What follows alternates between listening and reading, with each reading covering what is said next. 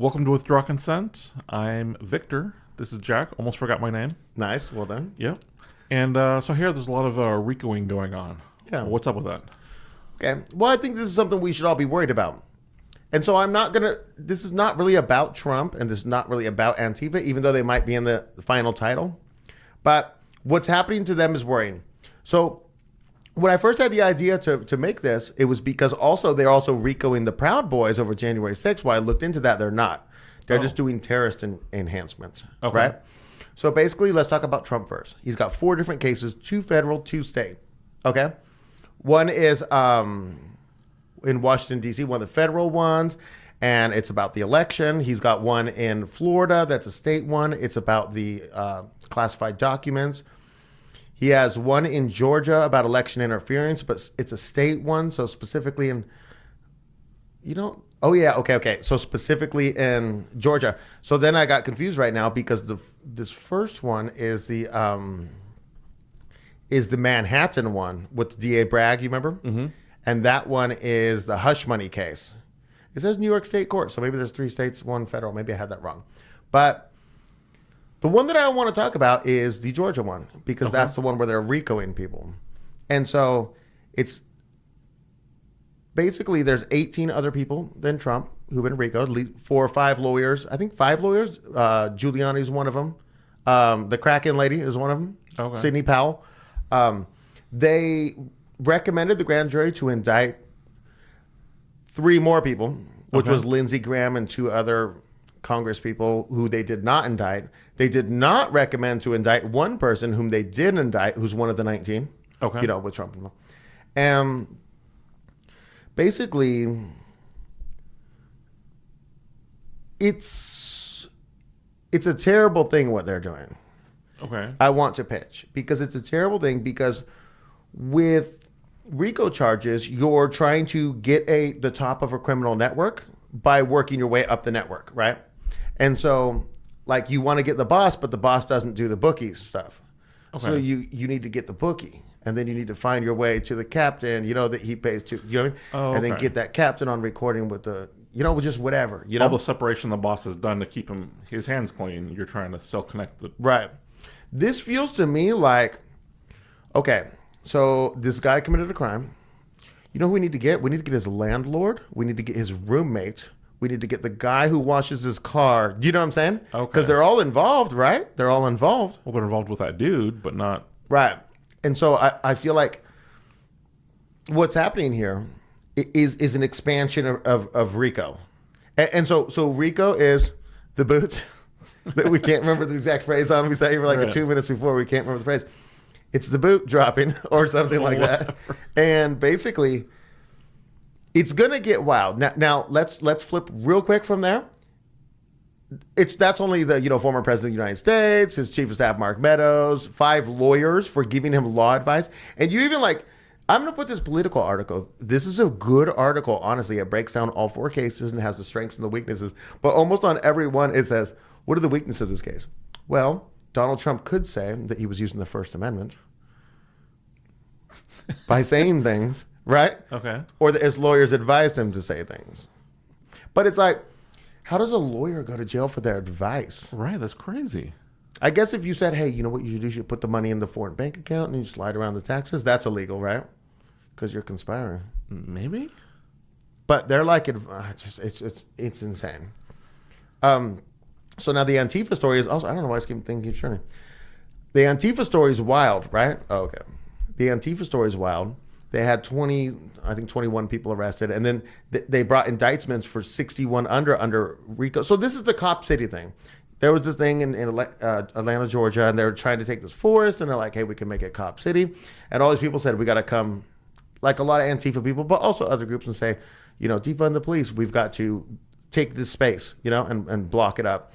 And eventually the police came to clear him out, and then one guy shot at the police officer. It was the whole thing, Was people got shot or died or what? I can't recall, and I can't bring up the story because you don't have the password on the thing. Gotcha. So basically, the link to that will be in the description below to the Antifa story. But the 61 people they get, so it's not like they're like, we need to go after this guy who shot at the police officer. No, they got that guy. They've got the guy at January 6th who pushed the cop down. You know, they've got that guy. But who are they going to get at on the 61? Well, they got these 3 people, and they ran a bail fund for these people. They were legally taking legal money and legally using that to fund their bail. But now you're involved. You're part of the system. No? Wait a second. What if I donated to that bail fund? This is what I'm trying to get you to think. What if I donated to the bail fund and I get RICO'd? What if I messaged you and said, hey, you know what? I hate those Atlanta cops. I'm going to donate to the bail fund. And you said, right on. Right, now I'm involved? Are you gone? Right. Do you know what I'm saying? Is my boss involved for paying me the money that I used to? Well, that's a little far. But all of these... I get it. They got a legal observer, you know. And so this is not about January 6th, except for where it's about Trump in Georgia. But let's talk January 6th now, you know. They've got 1,000-something people they've arrested. They've got like 400 convictions, over 400 convictions. 133 of them just had like house arrest, and the rest were incarcerations of 270-something. And I just think like it's not unreasonable for them to say, your friend texted you and said, yeah, we're going to get the Capitol. And you're like, right on, brother, you know? Right. And then boom, you go to jail. It's not, do you have the freedom of speech to say that or not? The answer is yes, temporarily, but you might be convicted for it soon. Right. And it's like, if you're a podcaster and you're like, man, those guys are going wild at the Capitol. I mean, it is wild. Do you see what they're doing? That's crazy. Look at them doing that. It's like, were you hyping them? Right. Were they there with their no cell phone service because the crowd was so large? You know? Yeah. And they got hyped by you? Right. Now you're responsible? What if 4 years later a guy shoots up a synagogue because of what you said? Where does it stop, though? Do you know what I'm saying? Yeah, I'm just thinking of all the things that this, like it transposes this to football. Someone cheers because they got an illegal hit on someone. Now everyone in the crowd's somehow responsible as well. You know what I mean? Like it is insane. It's like it used to be you had to commit a crime. Right. And then you commit a crime. Now it's like, let's take a good example. What if you stomp out a child molester, okay? Okay. And then I on social media say, yeah, right on, got him. What if you click like on that? What if you click repost and then somebody down the line clicks a like on that? And then somebody else sees that post and goes out and stomps out a pedophile like. Right. No, none of that's crimes. Right. So there's this thing temporarily, briefly, called the First Amendment right now. Uh-huh. There's not. Or the Second Amendment, look what happened in Nevada. But anyways, I'm just pitching here that you should be worried about the RICO stuff. Right. If you're worried about Trump, that's a separate story than the story I'm talking about. If you're worried about Antifa, that's a separate story than I'm talking about. I'm talking about the overall picture of what this means. It's for what RICO everybody. means. And I wish I had the book here, but I don't think I do have it here. But we did in that one episode. It was one of our What Really Happened episodes. It was very early, and we did this about Nazi Germany, the Gestapo, you know? And we did this comparison. Maybe I'll put it up on the screen while I tell you the wrong statistics. But the numbers were just fantastic.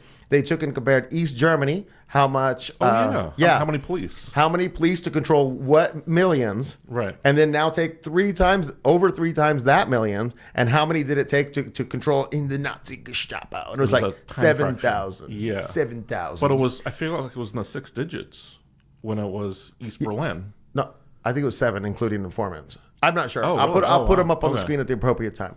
But maybe I'll even take a shot of that passage and pop it up on the screen. Why not?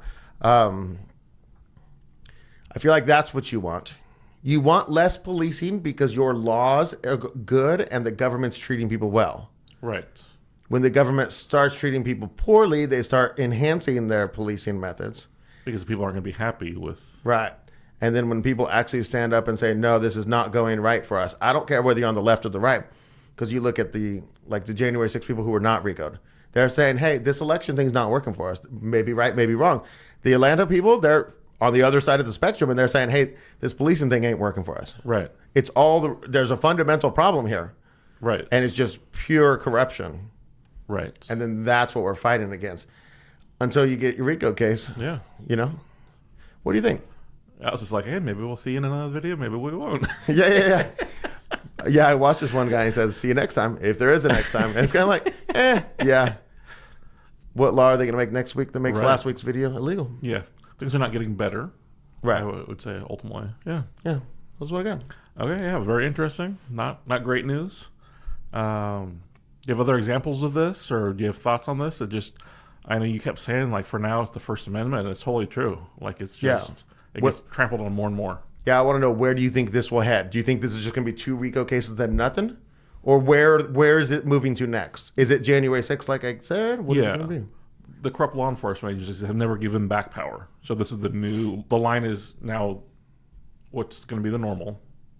You know what I mean? Like, what if it's 2024 election fraud pre-crime claims? Oh, could be. What if you predicted that there'll be election fraud in 2024? And so it's the pre-crime of free speech predicting a potential. And because you predicted it, you helped it along and actually, yeah. You had a good point on this video. Okay. Because we like our viewers, right? Okay. And what was your viewer? What was your thing? What was your, remember? You said we like our viewers, and then we were saying like, let's at the end of the video, let's say comment below. Oh yeah. Yeah, all this free speech, and also tell us your thoughts. Right. It's so safe now. So also maybe don't tell us your thoughts. Right.